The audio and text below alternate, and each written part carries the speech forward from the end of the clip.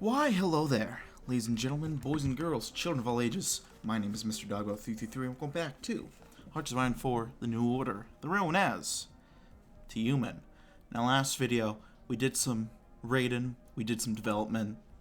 I think next we're going to save up to try and get some reconnected Soviet power grids. I think that's going to be just what the doctor order, because we actually don't have a horrible industrial base, we just don't have any power to actually, get it going. Although we can scavenge for loot now, and that's actually going to be a quite good idea to do. Next, we'll probably get working on new workers, or new agricultural methods.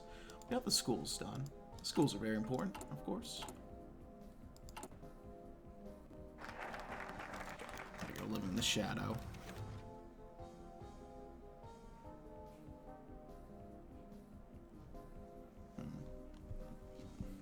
Nursing a cup of coffee at his desk, Lazar Kaganovic yawned deeply. A brief glance at the clock told him that it was nearly midnight, meaning that he had been in his office reading reports and authorizing various state functions all day. Building a nation was hard work, and yet there was plenty left to do before he could retire for the night. Just then, an aide, evidently also quite tired, entered the room. Kaganovic's aides were expected to keep the same schedule as he did, and few had Iron Lazar's endurance. I have another report for you, sir, concerning the state of our industrial development. German made a brief grunt of acknowledgement before dismissing him, and shifted in his seat to read the document. It had something to do with it increasing production, like so many of the other communiques he had read that day. His eyelids sunk before he caught himself in the act. He was really exhausted, he thought to himself. He continued reading.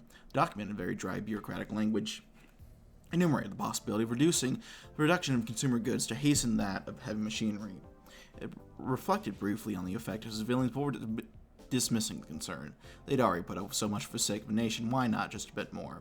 The idea of retiring to his quarters now and leaving the matter until morning flowed into his mind before he pushed it aside. If the Soviet Union had no use for a leader who couldn't discipline himself. He pondered for a few minutes, as he had done many times before taking out a pen and writing out his decision on the document. The people deserve their small victories. Let's get some population growth going. Next, I think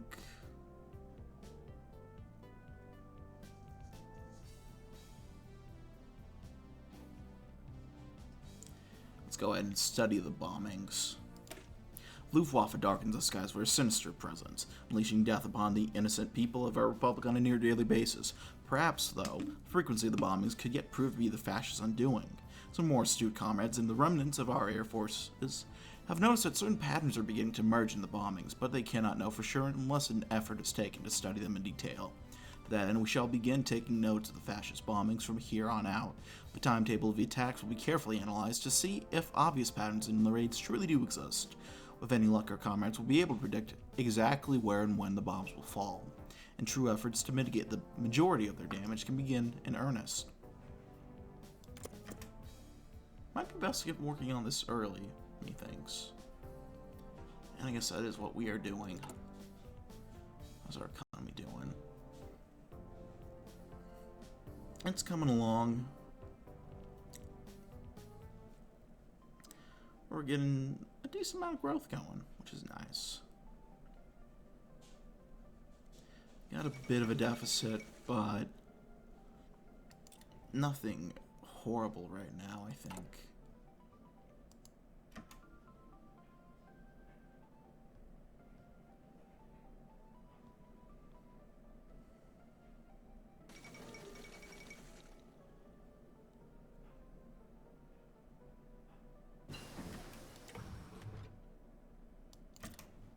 Solidarity forever, huh?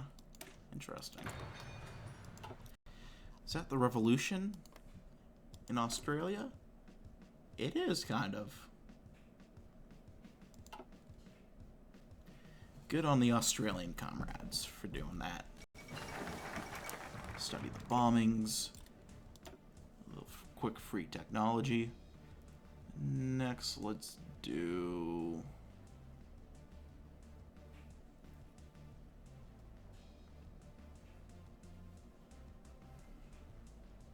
on the clock. Our efforts to study the fascist bombing raids have borne fruit. Thanks to our intensive analysis of times, dates, and locations of the bombings, a highly conspicuous pattern did in fact emerge. Luftwaffe's power in the air may be fearsome indeed, but it is clear to us now that these fascists are nothing if not predictable. Now that we can accurately reliably predict where the bombing raids will happen, the next step will be to prepare potential targets for the raids in advance. Though we cannot stop the bombs from dropping for now, we can at the very least ensure they land in areas where virtually no critical damage can be inflicted. There is indeed a light at the end of the tunnel. That's all that I need to know. Let's reconnect those grids.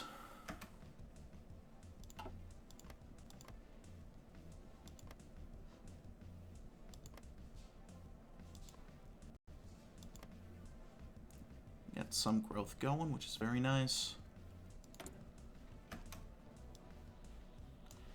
We can go ahead and do some of this new stuff.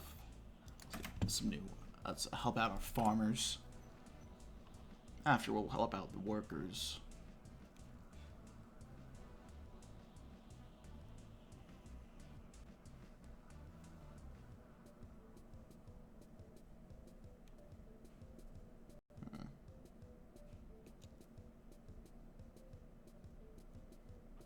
None of this is really great, but I think we'll get there eventually.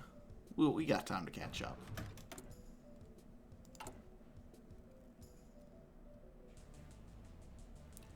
Okay, we can go back after Magnitogorsk, so we will do that.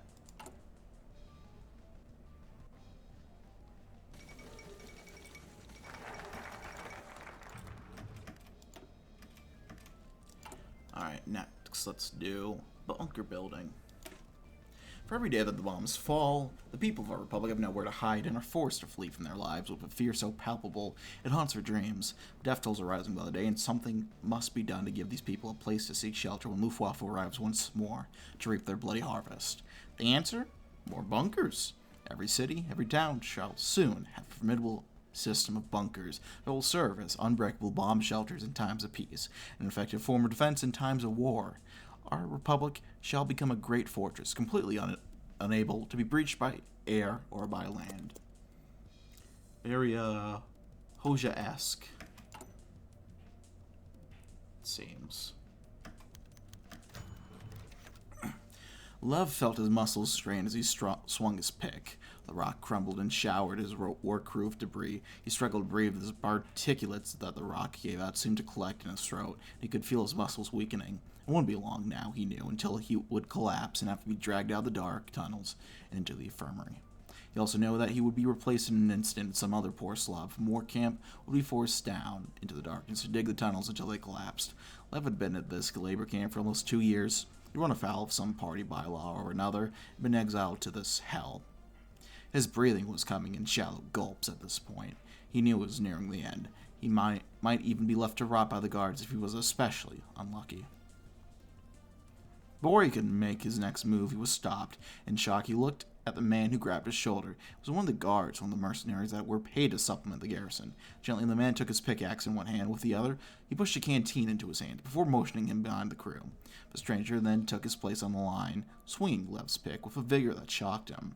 Lev sat behind the line and drank greedily from the canteen. His breathing returned to normal, and the aches in his body seemed to lessen. After 10 minutes, he returned to the line. The strange guard took the opportunity to take over for the worker next to him. The guard kept an almost supernatural pace, even as he slowly cycled through every member of the work detail, as he never seemed to tire. The commandant called an end to the work for that day. Lev's crew walked out of the tunnels with smiles on their faces. They would never see the strange mercenary again. He had collected his pay and left the next day, but they would always remember him for taking up their burden. Penance takes many forms. It's the German. It's for Jerry. Let's go working on support weapons. Do whatever we can to keep our edge. We're working on preparing that next raid.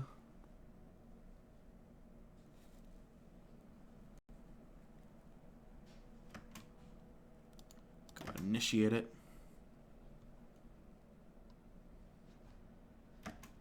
there we go. Can I? Hello?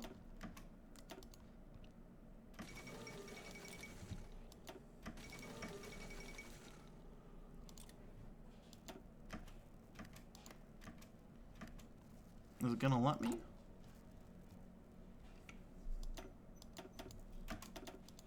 Please?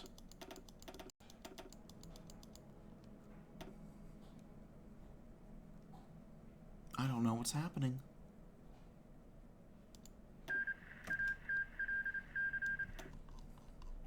Is that? Yep, Irkutsk lives. Buryatia is dead.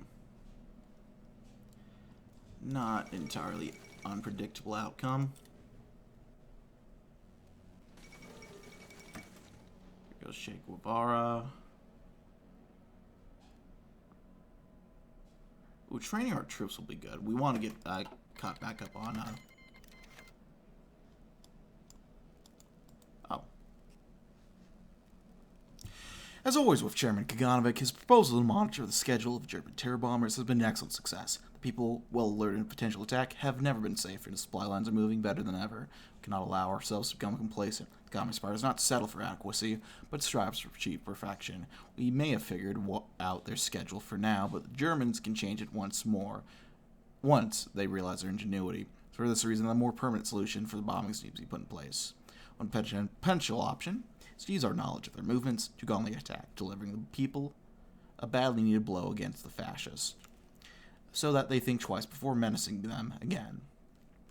The solution would involve building fighter planes to intercept the bombers midair, using the element of surprise to overcome the technology gap. Fascists are inherently cowardly, and the Luftwaffe is not accustomed to resistance. A decisive strike could scare them away from our airspace in favor of weaker targets. The next solution is more cautious, but the potential of dealing with a problem for longer. Radar towers proved quite effective in prior wars. Their ability to remotely monitor aircraft would negate the need for detailed bombing schedules in the future, since we could react to the bombers as we detect them. This kind of response, while not directly challenging the bombers, could severely curtail their efforts in the future. The Germans, brutish though they are, not stupid. Whichever operation we choose will need to be flexible and highly responsive in order to ensure it is not bypassed completely by a change in Luftwaffe's tactics. Let's focus on detecting the enemies. And we can get ourselves a new doctrine. I forget which one's the best for TNO.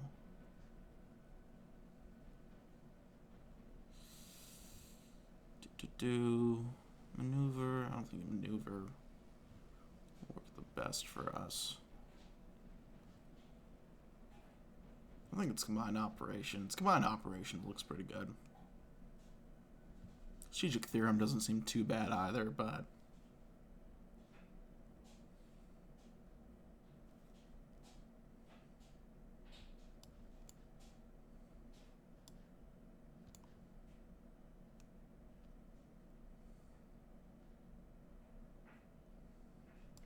let's go and do strategic theorem.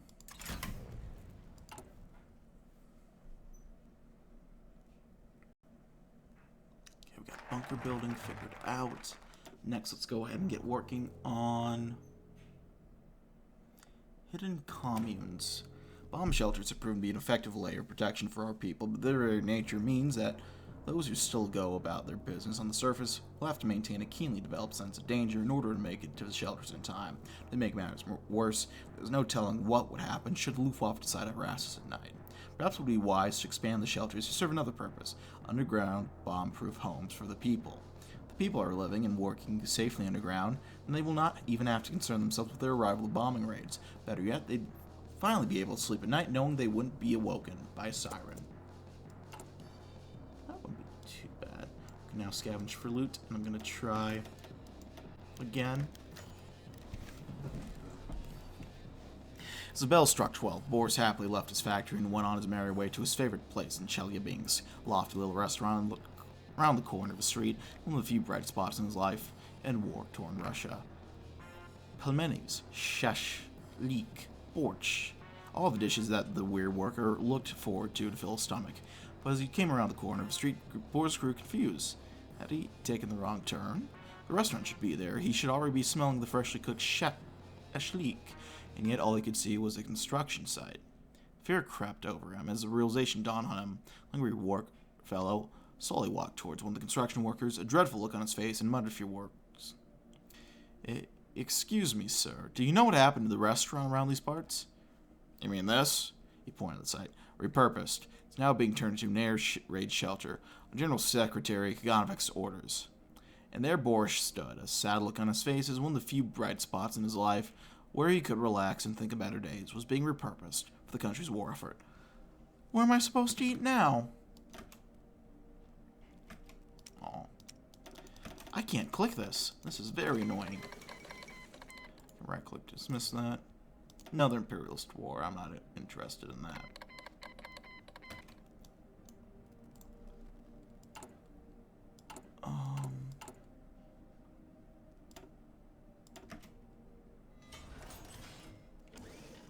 Finally, fully power our military units. What are we missing? Production. Armored fighting vehicle chassis.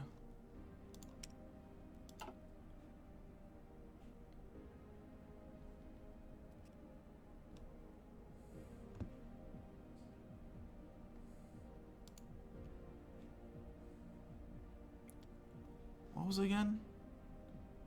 Armored fighting vehicle.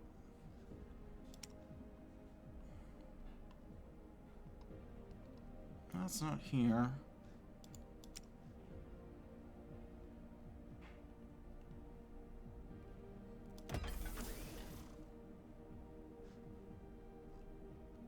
No, that's not what we need.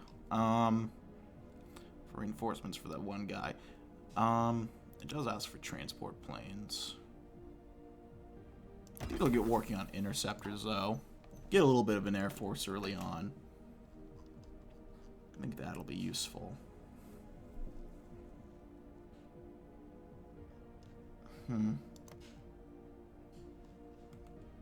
Could use some extra infrastructure as well. It'll add to the debt, but I'm not too worried about that. I think we'll catch up soon enough there.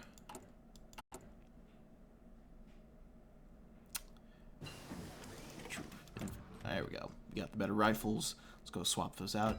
The AK-47, my beloved. Now it's Ugra versus whatchamacallit? The labor camp.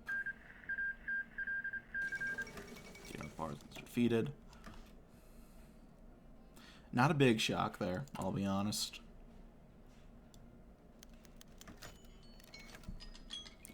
Got a decision real quick. Let me pause. Early in the morning, clad in crushing veil of Siberian night, a small group of people snuck through the fortifications along our northern frontier and across the border, where they were quickly apprehended by military patrols. The group was mostly men, though there were several women and children with them. They claimed to have deserted from Rokossovsky's petty little junta and seek refuge in Tyumen, the current torchbearer of the International Socialist Revolution. This unusual crowd seems surprisingly educated on our socialist ideals, despite coming from the reactionary state of Sverdlovsk. They may also have valuable information we could use against them. However, some of their language is ripped straight from Marx and Stalin's writings, almost to the letter. It's entirely possible these men and women are spies who have been sent to stabilize our government. What shall be done by them? Have them detained and interrogated. Listen. They could be talking out of their necks. And I'm too paranoid for a threat right now.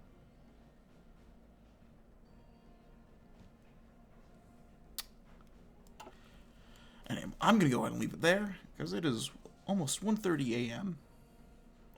My time, so I need to at least wrap things up.